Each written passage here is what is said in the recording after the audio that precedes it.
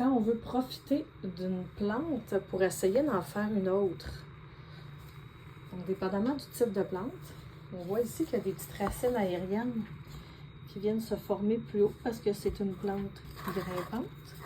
Donc ici, c'est un magnifique Syngonium albo. Donc toutes les petites parties de racines aériennes, encore toutes fraîches, on va aller les pousser à ramifier dans le terreau. J'ai préparé un petit verre que j'ai enlevé la partie du bas et que j'ai coupé. Je vais aller l'entourer à l'entour de ma plante et rajouter du terreau à l'intérieur.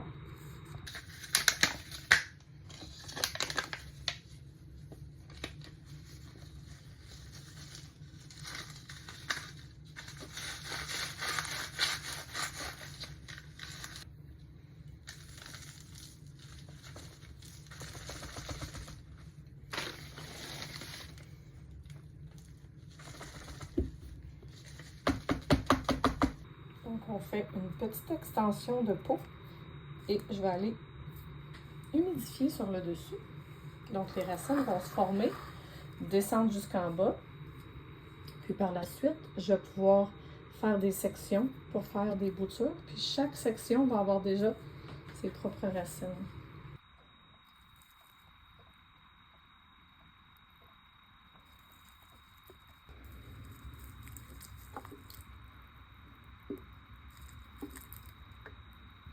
Et j'ai rajouté une deuxième extension et je vois des racines qui se faufilent. On défait tout ce qui n'est pas joli.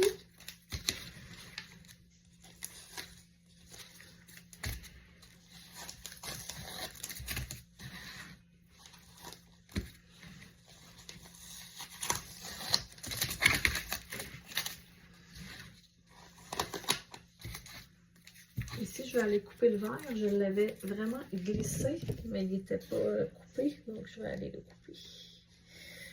Je vais m'en servir pour une autre plante éventuellement.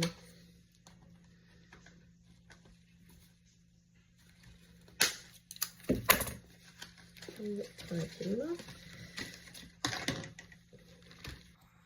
Donc ça, c'était l'avant-dernier nœud. Les racines commençaient à se développer.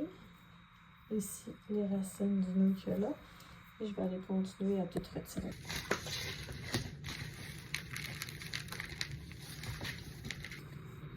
Là, je vais aller couper ici. Je vais faire un trait. Et ici, je vais refaire une autre coupe. Et ici aussi. Étant donné que les petites racines vont continuer à se développer. Donc, on a le bottom cut. Ensuite, la partie qui était entre les deux, donc on l'appelle mid-cut. J'ai un autre mid-cut ici avec des racines. Et j'ai un magnifique top-cut. Celui-là va aller dans l'eau. Ici, ben, j'ai des racines pour les mettre directement en substrat. Et je vais avoir la pousse de futures feuilles. Et le bottom cut, il va avoir une autre pousse qui va se faire entre les nœuds. Des fois, on a plusieurs points de croissance qui se développent également. Donc, cette magnifique plante que je viens de couper en plusieurs boutures, plusieurs sections, elle a commencé comme les autres, comme ça ici, un mid-cut. On voit ici, il y a une petite section qui est à part. Donc, toute la plante ici, elle avait poussé à partir. Donc, je vais essayer d'aller récupérer le petit bout qui est ici. Et voilà. Donc, je vais aller vous montrer ça. Donc, elle reste vraiment intacte avec plein de racines. Puis, j'ai un petit mini bout. En fait, j'ai deux nœuds. Très bien, là, ici, la partie que j'ai coupée, qui est en bas complètement. Elle avait poussé ici.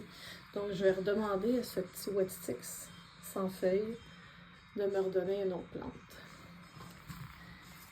Et le petit bout que j'ai cassé, il est en bas. Il est tout frais.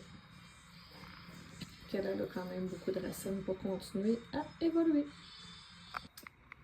Donc, me voici avec tout plein de boutures. J'ai vendu la plante mère et j'ai décidé de garder plein de mid-cut. Donc, ça repart à pousser d'un peu partout. les petites feuilles, plus petites que les autres.